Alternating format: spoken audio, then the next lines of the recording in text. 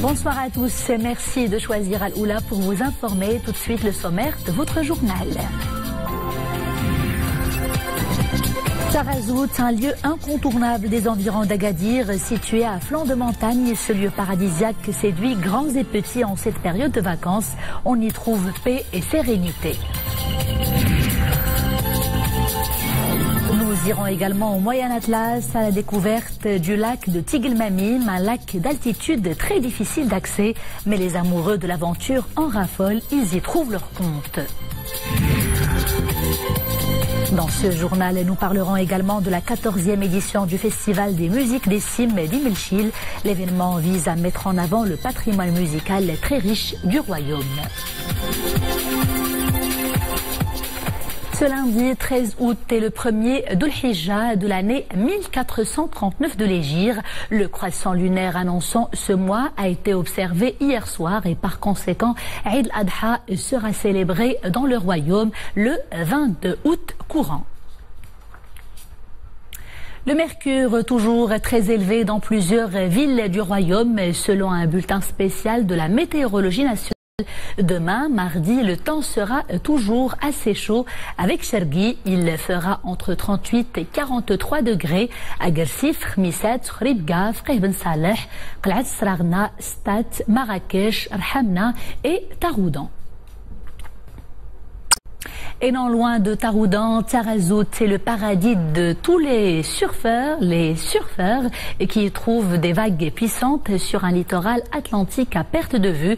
Mais Tarazout, c'est également un petit coin de paradis niché entre océan et massifs montagneux. Beaucoup de vacanciers l'ont choisi cette année encore car ils y trouvent une inépuisable source de sérénité. Hijab Tamek, Jihad Libri et Dominique Orlando. C'est vrai que le coin est plutôt joli, il est même assez étonnant car très vite on s'y sent bien. Situé au nord de la ville d'Agadir, Tarazout respire donc la quiétude et c'est principalement pour cela, quand ce n'est pas pour y pratiquer son sport favori, le surf, que la plupart des vacanciers l'ont à nouveau choisi cette année.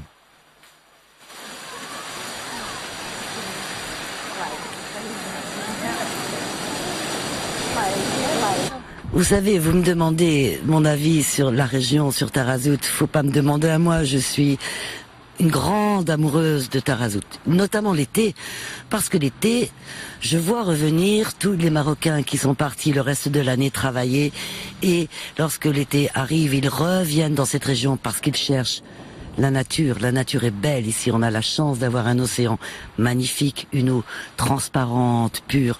Nous sommes coincés entre la montagne et la mer, c'est magnifique. Les gens trouvent ici une grande sérénité et une tranquillité dont ils ont besoin après toute une année de travail dans les grandes villes, les agglomérations polluées, où ils sont stressés. Donc ils arrivent ici. Ils redonnent une vie incroyable à toute cette région. Tarazout redevient vivant. Les Marocains passent des vacances agréables, profitent de la nature, profitent de la plage, de tous les petits restaurants qui se sont développés pour leur faire plaisir. Et n'oublions pas que Tarazout est avant tout un petit village de pêcheurs et qu'on y déguste par conséquent du très bon poisson. L'artisanat y est riche, à l'image de cette région du Souss Massa. Et comment ne pas ajouter à cette petite liste de points forts la réalisation d'une excellente huile d'argan. Et nous restons dans le sud du royaume en cette période de vacances où Ouarzazate séduit également de nombreux touristes locaux et internationaux en quête de détente entre désert et montagne. Et malgré la forte vague de chaleur, le tourisme culturel a le vent en poupe. Vous allez le voir dans ce reportage, les visiteurs sont émerveillés par ces casbahs et ces sites historiques. Abdelhamid Jebran et Boubkar Ben Ghabret. Le thermomètre avoisine les 45 degrés. On tente tant bien que mal d'éviter le soleil. Toutes les précautions sont prises, chapeau et bouteilles d'eau, avant d'entamer la découverte de la ville. Parmi les monuments, Qsbat Taourirt, symbole de Ouarzazate, un bel exemple d'architecture berbère qui séduit les touristes. C'est une très belle ville, possédant une magnifique kasbah que je suis d'ailleurs en train de découvrir. C'est la première fois que je visite le Maroc. Je viens des Pays-Bas. C'est une belle ville. Le cliquetis de l'eau apporte un peu de fraîcheur. Le soleil est au zénith et à quelques mètres de là, un des établissements hôteliers de la Cité du Cinéma offre aux visiteurs des moments de détente et de rafraîchissement. Malgré les fortes chaleurs, Ouarzazate reste une destination à découvrir. Ouarzazate est une belle ville, c'est la première fois que nous la visitons. Les enfants ont beaucoup aimé malgré les fortes chaleurs. On est venu à Ouarzazate, j'ai bien aimé l'agriculture de la ville, ça me plaît, il fait chaud, il y a du vent, c'est agréable. Les gens sont gentils. C'est la deuxième fois que nous visitons la ville. Elle est très hospitalière, calme, il y a beaucoup de choses à découvrir. J'ai fait du quad, j'ai visité les monuments historiques. Ouarzazate, c'est aussi son artisanat. Une large variété de produits est offerte aux visiteurs, mais la destination reste à améliorer. Il n'y a pas de vol direct. Il n'y a pas de vol direct qui est la plupart des vols, Marrakech. Malgré cela, en 2017, le tourisme à Ouarzazate continue de maintenir ses performances à 2 chiffres. Le secteur touristique dans la province a enregistré à fin 2017 une évolution de 34%, plaçant la ville en 2e position en termes de progression de nuitées au niveau national. Carton plein également pour le tourisme montagnard dans le Moyen Atlas en cette période de vacances. Mais l'endroit où nous vous emmenons aujourd'hui est peu fréquenté car très difficile d'accès. Je vous parle du lac de Tigelmamim dans la province de Khnefra, un lac d'altitude où les amoureux de la nature trouvent leur compte. Je vous laisse découvrir tout de suite ce bel endroit avec Ahmed Fadele et Mohamed El Shgar. Regardez. Un lac d'altitude sur 13 hectares. Un lac aux eaux relativement profondes, jusqu'à 20 mètres par endroit, voire plus. Et le lac se compose de 2 plans d'eau communicants. Il y a ici 2 lacs. Et Tigelmamine est le pluriel de Tegelmamit. 2 étangs qui font penser à des lunettes circulaires à la John Lennon. Le site est difficile d'accès. Ces jeunes font d'abord leur provision en eau à partir d'un puits au bord du lac avant de s'engouffrer dans le site classé Ramsar pour y camper. C'est une grande surprise pour nous, une grande découverte. Il y a de beaux paysages au cœur de la forêt, il fait beau. Et déjà les premiers selfies sur la beauté du site pour les réseaux sociaux. Le site des 2 lacs jumeaux offre de multiples opportunités d'évasion et de séjour en camping sauvage. Pour les habitués, le séjour est bien préparé au cœur de la Cédrée, avec des équipements adaptés qui fusionnent avec l'environnement. Four à pain traditionnel en terre cuite ou encore brasero avec brochette au feu de bois. Je viens ici avec mes enfants, mes amis, mes frères, mes sœurs. Nous campons ici chaque année, le site est propre, avec de beaux paysages. Il y a même des singes qui s'approchent de nous. La forêt est intacte.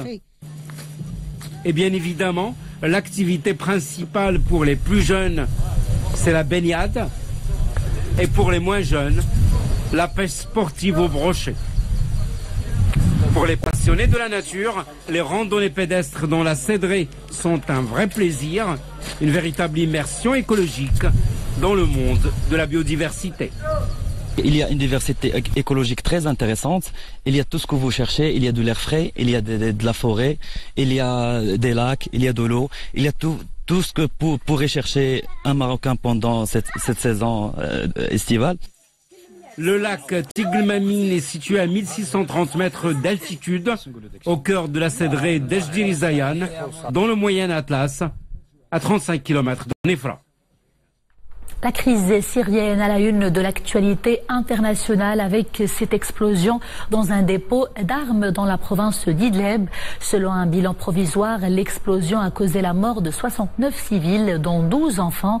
Les causes de ce drame demeurent encore inconnues, mais selon les précisions de l'Observatoire syrien des droits de l'homme, le dépôt appartient à un trafiquant d'armes, membre du Front Al-Nusra, un groupe proche de l'organisation terroriste d'Al-Qaïda qui contrôle la majorité de la région d'Idlib. Les Maliens attendent les résultats des élections présidentielles dont le second tour s'est tenu hier. Les résultats seront annoncés dans 4 jours. Le vainqueur du duel entre le président sortant Ibrahim Boubacar Keïta et l'opposant Soumaïla Cissé entrera en fonction début septembre avec la lourde tâche de relancer l'accord de paix conclu en 2015 avec l'ex-rébellion à dominante Touareg, accord crucial dont l'application accumule un grand retard. Parlons à présent diplomatie avec cette annonce faite par les deux Corées. Elles ont décidé de tenir le mois prochain un sommet à Pyongyang. Ce sommet pourrait marquer une nouvelle étape importante dans le rapprochement historique entre les deux pays. Aucune date précise n'a été avancée. Cette décision commune a été prise en marge des pourparlers entre les deux parties dans la zone démilitarisée. En Espagne, un festival local a tourné au drame. Plus de 300 personnes ont été blessées après l'effondrement d'une plateforme dans la nuit à Vigo, dans le nord-ouest du pays. La plateforme de bois, d'une longueur de 30 mètres et d'une largeur de 10 mètres, était remplie de spectateurs regardant un concert de rap dans le cadre du festival au Marisquinho. Selon les autorités, le bilan aurait pu être bien plus tragique. Les causes de cet effondrement restent encore inconnues. Retour à l'actualité nationale, 3e et dernier jour de la 14e édition du Festival des musiques des Cimes. Cela se passe à Imilchil. L'événement vise à mettre en avant le patrimoine musical très riche du royaume. Au programme notamment des soirées artistiques et des expositions mettant en valeur le produit artisanal. C'est un reportage de Nordine Nafei sur un récit de Mounia Marouche.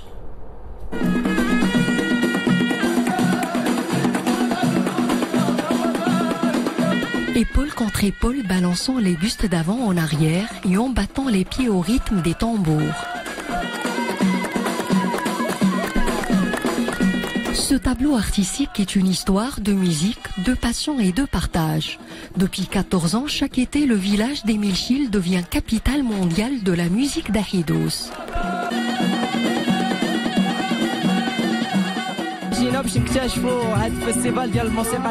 J'ai été surpris par la qualité de l'organisation de ce festival, mais également par la richesse et les traditions de la région. Ce festival contribue au développement local. Sur le plan artistique, les tribus échangent et communiquent entre elles.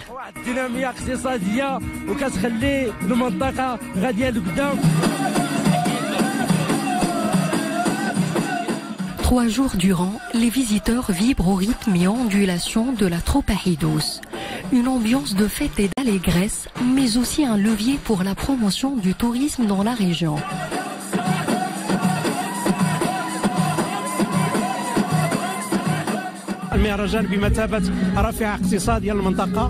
Le festival booste l'activité économique et touristique de la région. C'est une contrée très riche par ses paysages fabuleux. J'invite tout le monde à y faire un petit tour.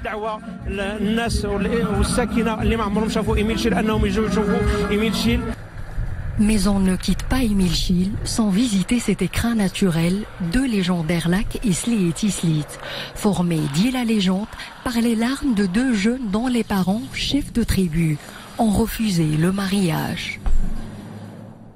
Et c'est ainsi que s'achève ce journal. Merci d'avoir été des nôtres. À 21h30, vous avez rendez-vous avec Qais Mohsin pour Al-Raïsia. Quant à moi, je vous retrouve demain, toujours avec grand plaisir. D'ici là, portez-vous bien et agréable soirée sur Al-Oula.